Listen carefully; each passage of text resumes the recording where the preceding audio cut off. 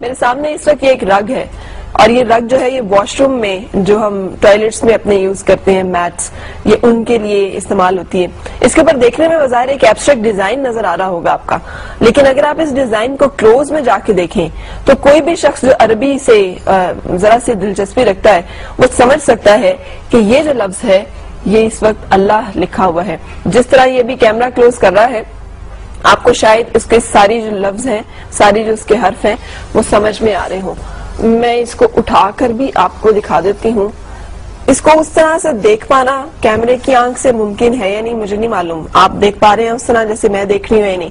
یہ دیکھیں کلیئر آپ کے سامنے اللہ لکھا ہوا ہے اور یہ ایک واش روم میں بچھایا جانے والا میٹ ہے. اگر آپ اسے لانگ میں بھی دکھائیں جس پر لگتا یہ ہے بظاہر کہ یہ ایک ایبسٹریکٹ اس کے اوپر ڈیزائن بنا ہوا ہے اور یہ یقینی طور پر اتفاقاً یا حادثاتاً تو ہو نہیں سکتا.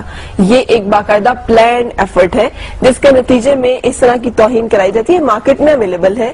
اسی طرح سے کسی نے دیکھ کر خریدا ہے ایک نظر دیکھنے میں کہ بڑا ہی اچھا ڈیزائن اور بڑا ہی مزیدار سا لگ رہا ہے اور جب اس کے اوپر ذرا سا غور کیا گیا تو پتا چلا کہ یہ لفظ اللہ ہے جو ہمارے پاؤں میں اور واش روم میں بچھایا جا رہا ہے.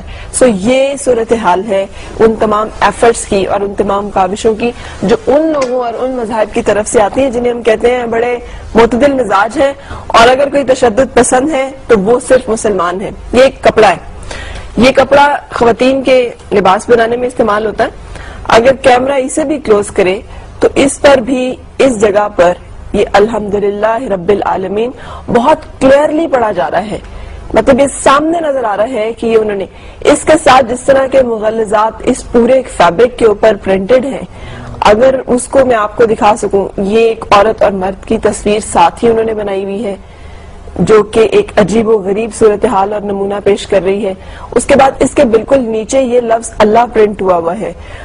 اب یہ اگر آرٹ کا اتنا ہی خوبصورت نمونہ ہے اور ان کو یہ لفظ اتنا ہی فیسینیٹ کرتا ہے تو مجھے سمجھ میں نہیں آتا کہ اس لفظ کو اپنی خانقاہوں میں اپنی درسگاہوں میں لگانے سے تو ان کو بہت اعتراض ہوتا ہے لیکن اس طرح کی جگہوں پر استعمال کرنے میں ان کو یہ پیس آف آرٹ لگتا ہے. یہ ہرگز ایسے نہیں ہے. اس لیے کہ سب کچھ پلانڈ ایفرٹس ہیں.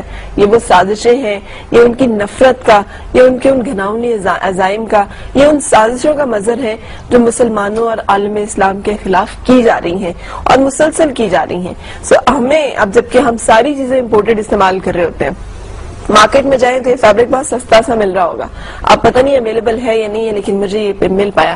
اور اس طرح کی اور بہت ساری جگہیں اور بہت سارا جگہوں پہ ایسا ہو رہا ہوگا جو میرے پاس ابھی نہیں ہے. لیکن آپ جب بھی جائیں پلیز کائنڈلی جب ہم باہر کی چیزیں خریدتے ہیں تو اس میں ان چیزوں کے اوپر ضرور غور کریں کہ ان کے انگریڈینٹس کیا ہیں. ہم جو لپسٹکس استعمال کر رہے ہیں اس میں سور کی چربی استعمال کی جا رہی ہے.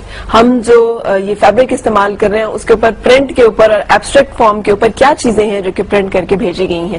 جو بھی اس طرح کی چیزیں ہم خرید رہے ہیں وہ کیا ہیں کیونکہ یہ سب سازشیں جو ہیں یہ یقینی طور پر پوائنٹ آؤٹ کرتی ہیں ایک اور بڑی سازش کی طرف اور وہ ہے مسلمانوں میں نا اتفاقی اور ایک ایسی نفرت کی فضا پیدا کی جائے جہاں پر ہمیں ہی ہٹ کیا جا رہا ہے دہشت گرد کہہ کے حالانکہ ہم ہی سب سے زیادہ مظلوم ہیں اس وقت پوری دنیا میں. اینی وے یہ ایک اور صورتحال اس وقت میرے پاس ایک بلڈنگ کی صورت میں ہے جسے مینہٹن میں تعمیر کیا گیا ہے اور اس کو ایپل مکہ کا نام دیا گیا ہے. اور ذرا امیجن کریں کہ یہ ایک بلڈنگ ہے شراب خانے کی عمارت بنانے کے لیے ان کو کعبے سے زیادہ معتبر اور کعبے سے زیادہ خوبصورت ڈیزائن اور کوئی نظر ہی نہیں آیا. کوئی اور ڈیزائن ان کی نگاہوں میں جچا ہی نہیں کہ وہ اس کو شراب خانہ بنا سکیں.